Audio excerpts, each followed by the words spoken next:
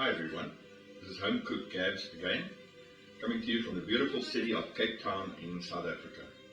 It's still winter, so we're sticking with comfort food for now. So today what I'm going to cook for you is a combination of two of the most well-known Italian pasta dishes, namely the Bolognese and the fabulous Puttanesca.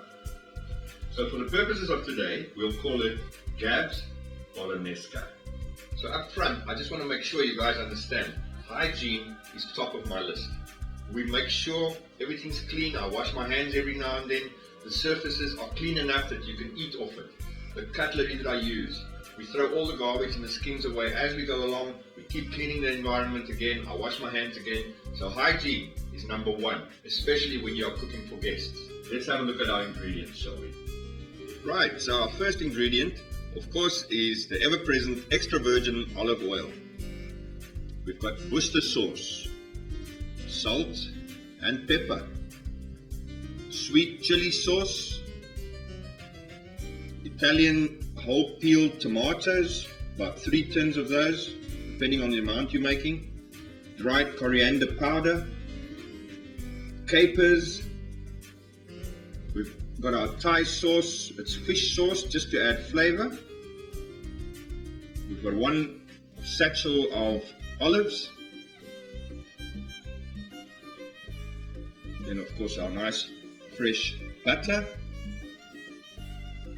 Then our veggies, we've got nice fresh garlic, a couple of onions, some lemon, and then our main ingredient, fabulous minced meat.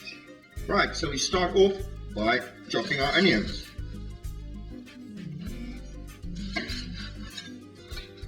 Right, so there's your onions chopped. Okay, now we're going to chop some garlic, about 4 cloves. Start with a big fat mama. So, there's your garlic chopped. Looks a lot, but as they say, you can never have enough garlic. We'll put that in a little ramekin for later. So, cooking the dish, we've got a nice deep frying pan, preheated plate, nice and high, and we start off with our extra virgin olive oil. Pour a bit of that in there, roughly about maybe 2 teaspoons or a tablespoon and a half. A dollop of the butter. The butter really is what's going to give us the taste. It's not going to make us very healthy.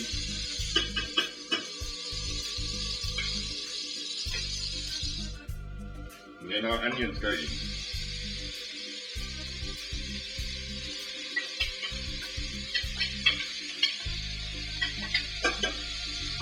Now it's important to stir these around a little bit. We don't want them burnt. We want them just translucent and golden brown. Right, so the onion has been cooking on a medium heat for about 7 minutes. They're nice and golden brown. And it's time to add our chopped garlic. We'll put them in a little opening in the middle. And what we do is spread them out a little bit like this. And chuck a bit of the onion on top of that. And they're just becoming a nice little pocket of garlic flavor there. Right, so you cook that for about another 2 minutes, and then you can really take this off in the meantime while you're preparing your meat and your sauce. Right, so now's the time to prepare our tomatoes. Of course, it's always better to use fresh stock, fresh tomatoes, but you can't always get them and you can't always get quality. So for consistency, I've discovered these Italian tomatoes actually taste very good, and they work very well in a sauce, in an Italian pasta sauce. The only thing is, in the process of peeling, they leave the hard stems on, and you have to, I use the scissors to cut those off. And then I just transfer it to a bigger bowl.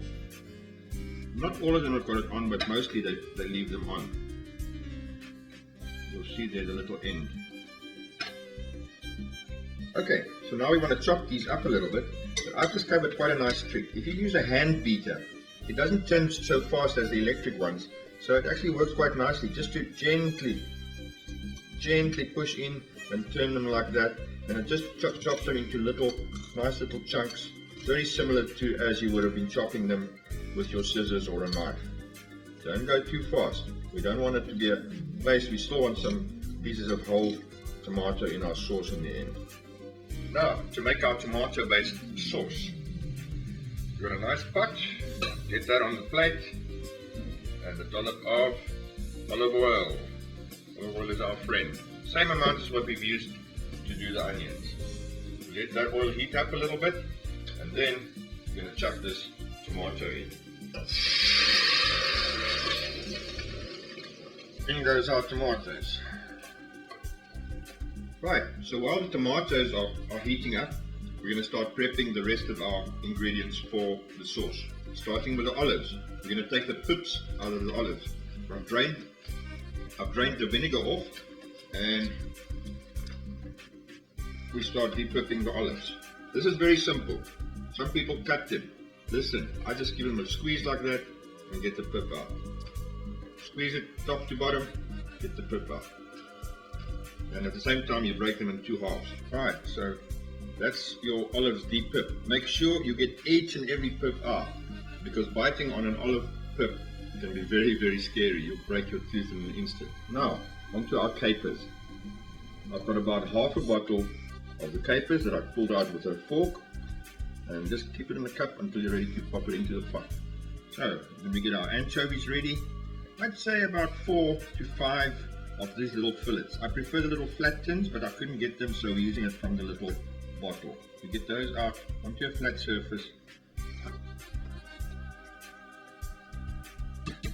So we've got the tomatoes cooking on a medium heat nicely, just bubbling away. Now we're going to add our anchovy. This is really why it's called Puttanesca. Puttanesca is known for its ingredients: anchovy, olives, and capers. There you've got the building blocks of a Puttanesca. Give that a little stir, and that's all going to get married. See the lovely combination of the burgundy of the plum color of the olives, the green of the capers, and the nice red Italian tomatoes. Now we want to get a bit more salt in here, so we add a bit of our Thai fish sauce, and we're going to use some of the sauce with the meat as well. So now we're going to get our meat ready. We just get it out and spread it out a little bit on our cutting board, and then what I normally do, so I just give it little incisions here, because we're going to put a whole lot of sauces on top of it now and some spices, and we want that to get right in. Firstly, we add some salt.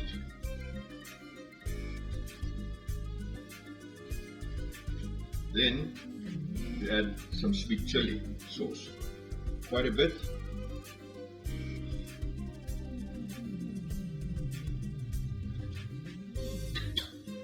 That's to get some sweetness into the dish. We follow this, some Worcester sauce.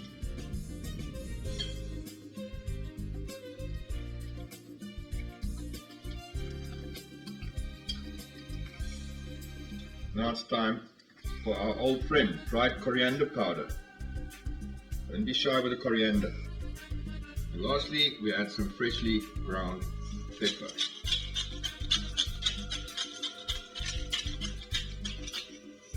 Now we're going to mash all of this together nicely.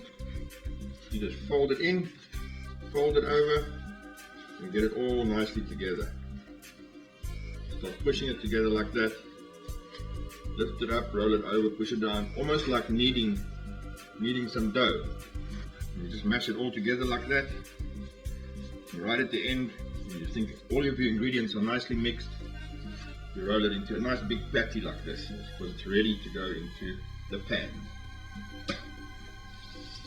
So, brought our onions back to a nice warm temperature, and we scrape them all to the side. So we've got a lovely smell of onion and garlic going here now.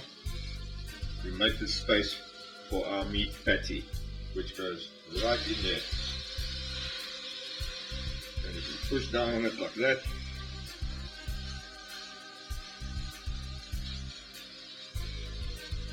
so our meat is in. That brings the bolognese part to to the Bolognesca. So we let it brown, we want it to brown a bit. On the one side, you'll hear it's nice and sizzling down there. Then we take our spatula, we cut it in half like this. That's just to make it easier to churn. We're going to get it in underneath here, and in one swift movement, turn it around. Same with the other one. In one swift movement, turn it around. See how nice and brown that is on that side. Now we let it brown on the other side a little bit, and then we're going to start chopping it up to let it cook through. Now we've got the other side similarly brown to this, and then we start chopping it like this. We start working it. This is a very important part of the process, because we don't want this mince to end up in little blobs. We want it to be nice and smooth in texture once we've poured the Puttanesca sauce into here. So we go one direction first, making sure that all the lumps are being crushed. Once you've worked it through on that side, then we turn it the other direction and we work it across this way. All this time as well, we're creating air through which the hot plate from the bottom can breathe, and the meat will cook through nicely. See if you can see any big lumps, make sure those are chopped up. And then you can start stirring in the onion and the garlic. Now really, the secret to the texture of this dish is to keep chopping whilst this meat is cooking. Keep chopping in all directions and get all those lumps out. After a few times that you try this dish, you'll see as you get better with that, the dish gets smoother and better consistency. Otherwise you land up with all these little lumps of minced meat, and that's not really what we want to do. Right, so after quite a bit of chopping, now we are ready to add our Puttanesca sauce to the bolognese meat. Put it all onto a little mound in the center of the pan, making space for the lovely sauce down the side, because we want the sauce essentially to hit the heat of this pan for a few more seconds or a minute or two or so before we start mixing it in.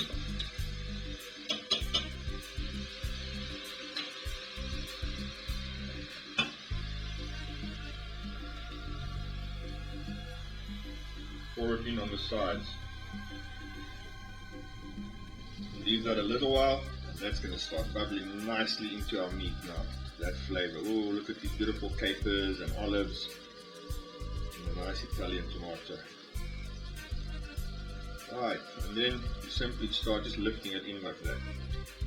As you lift it up, that sauce will just run into the bottom of it and cook through the meat. Now we turn the heat right down until such time that it's just simmering slowly for another 15 minutes or so, and then we take it off and we let it rest. Right, now just before the end, remember we had a bit of lemon. Pour a bit of lemon juice in there, just to add a little bit of a piquant edge to the overall taste of the dish. Stir that lemon in. Beautiful, look at that. Right, so we've turned the heat right down. That's ready to just stand there a little bit, and you can put the lid on. Now, in here, we're boiling some water for the pasta. Firstly, we add some salt to the water. You don't want your pasta to be bland at all. Right now, I'm cooking for 2 of us, so I'll take 4 handfuls of penna. Penna is my preferred pasta with this dish, but you can have it with any of the pastas. And that's it. So I've taken one out. Looks like it's almost ready. And that's just nice and chewy. It's al dente, like the Italians say. Mustn't be too soft, it must still be a little bit chewy. Now we're going to take it off and drain it through the colander. Right, so once we've drained the pasta through the colander, a little bit of olive oil, and we just work it in like that to make sure that it doesn't stick together. And that's it, ready to serve. And there you go, a beautiful Puttanesca Bolognese combination together with a wonderful penne pasta. That is home cooked Gab's Bolognesca. Mwah.